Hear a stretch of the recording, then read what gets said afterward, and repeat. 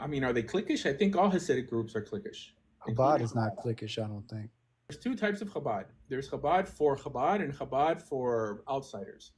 So yeah, if you're Chabad on a university campus, your whole purpose there is to acquire or recruit secular Jews.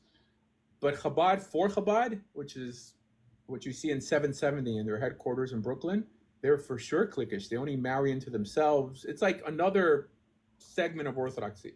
I'm not Yeah. saying when you're cliquish doesn't mean that they call everyone who's not Chabad a Gentile.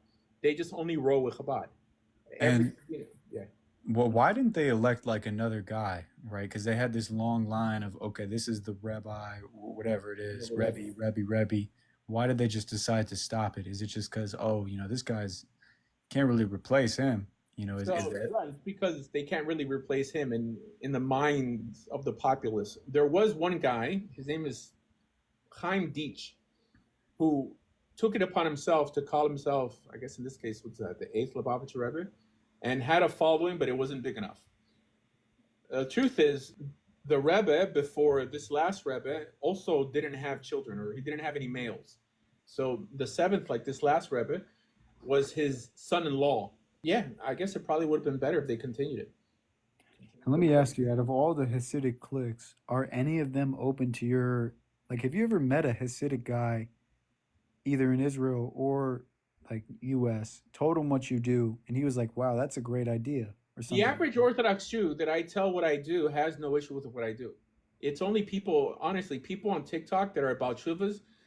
Most Orthodox Jews just don't care. They're like, okay. I mean, they know it's not against Jewish law. If you know Jewish law, you know proselytizing is not against Jewish law. If you know something, if you get your theology from social media, that's when you start thinking, well, we don't proselytize. Bring me some bagels, bring me some lox, like this weird cultural style Judaism that's not law based. Most rabbis are like, okay, yeah, it's a waste of time, they'll tell you, but there's nothing wrong with it.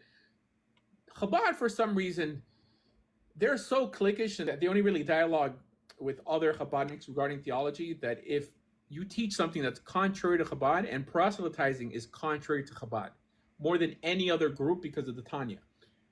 The Tanya basically says that every convert is Jewish already. They're a Hebrew in some way coming back. So we have to be very vigilant on all the other Gentiles who are essentially inherently inferior and dangerous. So this is why they'll ask, why do you want to encourage anyone to become Jewish? The ones who want to become Jewish will come anyways, right? And like no matter the barriers you put in front of it. So this is why Chabad is so radical when it comes to attacking me, because it undermines their whole theology. Their whole theology is based on the idea that Jewish people have a special soul. They're connected to God. They're inherently special. That's the foundation of Chabad ideology. If I'm here just offering this to Gentiles, they'll be like, whoa, what are you talking about? They don't have a special soul. They don't have a Jewish mother. This is why Rabbi Lippman, when he wants to attack me, his worst insult in his mind is to call me a Gentile.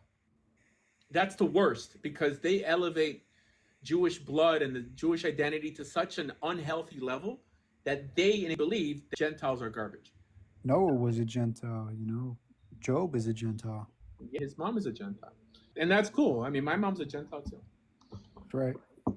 Give me a whoop whoop for Gentile moms. And my mom's a Gentile too. Not you. You're an Israelite, bro. Nah, it's the Oh, you got father. a white mom. There you go. Oh, my That's bad. right. That's right. My bad. All right. Let me Like ask you something. your professor Yakub, who was working with this. That's Nation of Islam stuff. Yeah. You really they believe this? That a guy invented white people in a laboratory? Yeah, Yakub. He's the Yeah, that's father what I of white. mean. Yeah, but they believe it. You know what I mean? Oh, I don't know if they They believe it. believe I it. know. I know they say they believe it. But that's some dumb crap. I'm just saying. It makes people feel good. And I understand. I don't compare what the Jewish people have gone through with what is essentially the fallout of the transatlantic slave trade. I think that blacks have suffered much more. It's my personal opinion. It doesn't change anything. And I think a lot of this is reactionary. Nation of Islam, Black Hebrew Israelites, Marcus Garvey, all of the above. It's just reactionary. There's a lot of pain and there's a lot of blame. And this is why they've invented Black liberation theology like this. It's a shame. Let me Now, ask you something reverse it though. though. Yeah. Let me ask you something.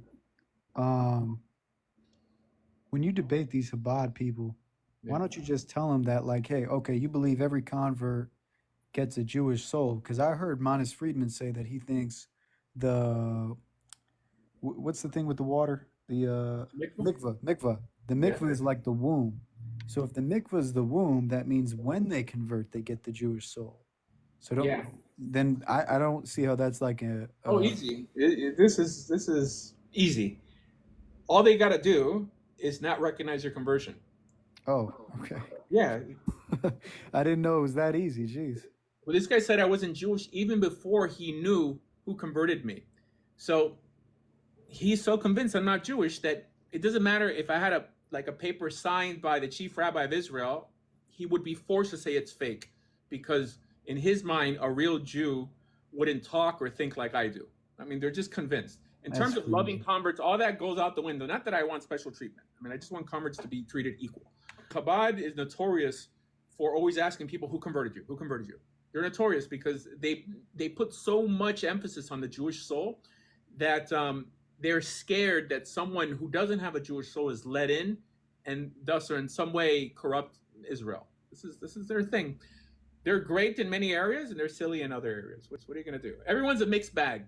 All that outreach. I mean, I ask myself, because I do believe in outreach for people who happen to have Jewish mothers, but it almost washes itself out if they're just creating someone that I have to fight later because they indoctrinate. It's actually easier to bring someone who knows nothing about theology over to a kosher understanding of Torah Judaism than someone who grew up Chabad. Because once you grow up into a system that from when you were little make no distinction between the Tanya and the Torah, how do you fix that? That's Right? right. At least a Christian has sola scriptura. Sola scriptura is a blessing for Jews like me who try to convert them to Judaism because they at least stick to the Bible. But if you have sola scriptura, but it includes the Zohar and the Arizal and the Tanya from when you were a little kid, they're like, of course I believe in God and His Word. Look at all this. Look at this huge bookshelf. Tikkun Zohar. Like this is all God's Word. How do you fix that? So less is more from that perspective. This is one reason when Jews leave Judaism, religious Jews, Orthodox Jews leave Judaism, they fall from such a level that they never recover. There's so much to reprogram. And I met a lot of girls like this. I mean, girls who grew up in Beis Rachel